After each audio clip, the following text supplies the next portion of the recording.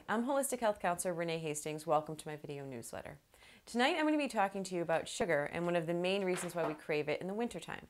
We're shooting this video and it's the middle of December in the Northeast, and while we haven't had a lot of snow yet, it's starting to get colder. And as the weather gets cooler, we need to start thinking about what we're using to fuel our body and to keep it healthy. And I'll give you an example. A couple of years ago, I did a talk at an event, and afterwards a woman came up to me and asked me if she could ask me a few questions.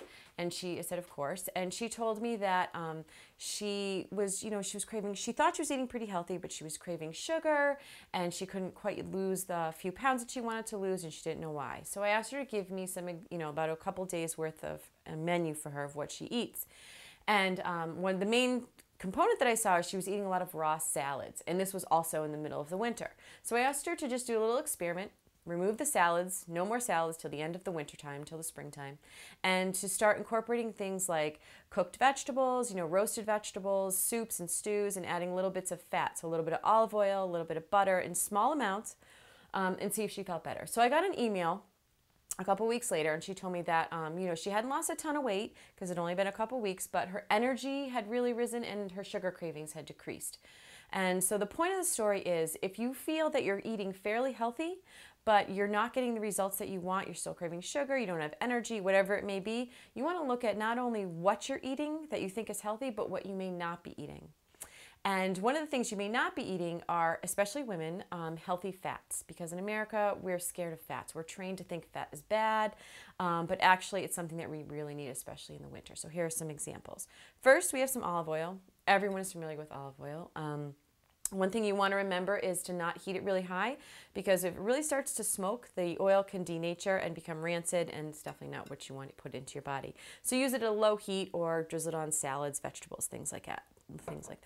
Next, we have an avocado, and this one's a little open because my daughter ate some for lunch today.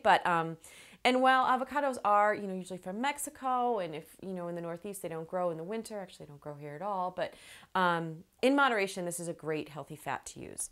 We also have some nuts and some seeds, and everyone knows about walnuts. These are great omega-3s, very good for your heart and for your brain, and also pumpkin seeds. And these have zinc in them, so they can also help your immune system, as well as the fat and protein can help your sugar cravings.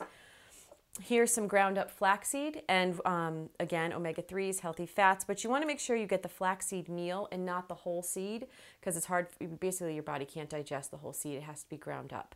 Put that on top of oatmeal, in smoothies, or on top of even like some soups or stews and things like that. The next thing is coconut oil. I absolutely love coconut oil. A lot of people don't know too much about it. Not only can you eat it, you can use it as a hair conditioner, you can use it on your lips as a moisturizer, on your skin, and it's great. So it is a saturated fat because it's solid at room temperature, but it melts down really good, and in moderation, it's fantastic. It actually has viral and antibacterial properties in it, so it can help you stay healthy as well. And you just use the same amount that you would in olive oil or canola oil, and just melt it down and use it in baking or stir frying or whatever.